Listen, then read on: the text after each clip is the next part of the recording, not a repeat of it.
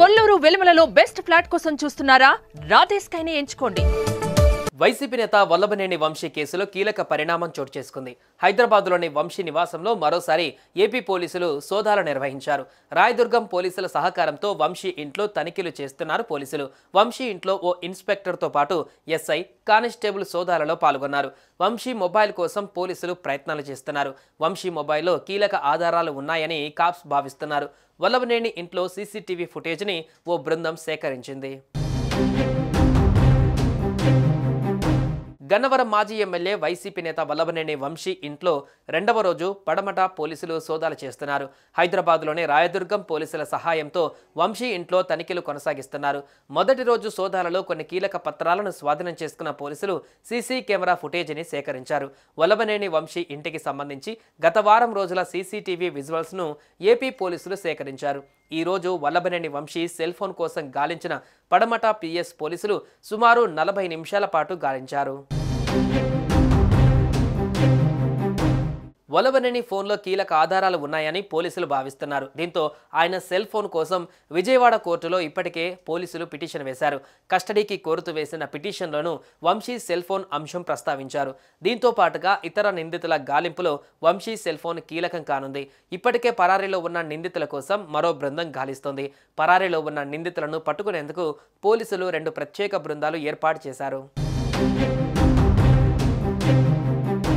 ఈ కేసులో వంశీ ఫోన్ కీలకంగా మారుతోంది. ఫోన్ ద్వారా ఎవరితో మాట్లాడారు, ఎక్కడెక్కడ వంశీ తిరిగాడు అనే విషయాలు తెలుస్తాయి. వంశీ అధికంగా వాట్సాప్ ద్వారా ఫోన్లు మాట్లాడేవారని పోలీసులు భావిస్తున్నారు. ఈ నేపథ్యంలో ఫోన్లోని ఇంటర్నెట్ ప్రోటోకాల్ డీటెయిల్డ్ రికార్డు వివరాలు రాబడుతున్నారు. వంశీని హైదరాబాద్లో అరెస్టు చేసిన సమయంలో ఫోన్ను పోలీసులు స్వాధీనం చేసుకోలేకపోయారు. దాదాపు 50 నిమిషాలు జల్లెడ పట్టారు. ఫోన్ లొకేషన్ తెలిసినా ఫోన్ కనిపించడం లేదు. ఫోన్ను సీజ్ చేసేందుకు అనుమతి ఇవ్వాలని పోలీసులు కస్టడీ పిటిషన్ను కోరారు. ఫోన్ను ఫోరెన్సిక్కు పంపిస్తే మరిన్ని ఆధారాలు లభిస్తాయని పోలీసులు పిటిషన్లో తెలిపారు. ప్రస్తుతం వంశీ ఫోన్ లభిస్తే కీలక ఆధారాలు లభిస్తాయని పోలీసులు భావిస్తున్నారు. ఇక జైల్లో వంశీ పరిస్థితిపైన అధికారులు గట్టి నిఘా పెట్టారు. జైలు చుట్టూ 60 సీసీ కెమెరాలను ఏర్పాటు చేశారు. జైలులో తన భర్తకు ప్రాణహాని ఉందని వంశీ సతీమణి పంకజశ్రీ ఆందోళన వ్యక్తం చేశారు. వంశీపై తప్పుడు కేసు పెట్టారని, ఆయన రిమాండ్లో మాత్రమే ఉన్నారని, ఆయనపై కేసులు ఇంకా నిర్ధారణ కాలేదని చెప్పారు. ఆయనపై మోపిన అభియోగాలన్నీ అవాస్తవాలేనని అన్నారు.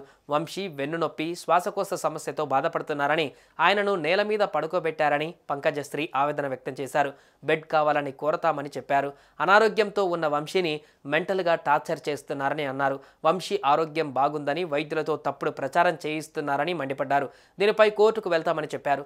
వైసీపీ అధినేత జగన్ తనకు ఫోన్ చేసి ధైర్యం చెప్పారని తెలిపారు. వంశీని కలుస్తానని జగన్ చెప్పారని వెల్లడించారు. తమకు వైసీపీ అండగా ఉందని లీగల్ టీంను కూడా ఏర్పాటు చేశారని చెప్పారు.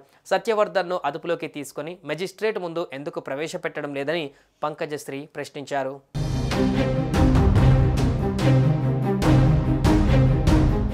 సుమన్ టీవీలో మీ పర్సనల్ అండ్ బిజినెస్ ప్రమోషన్స్ కోసం కింది నెంబర్కి కాంటాక్ట్ చేయండి.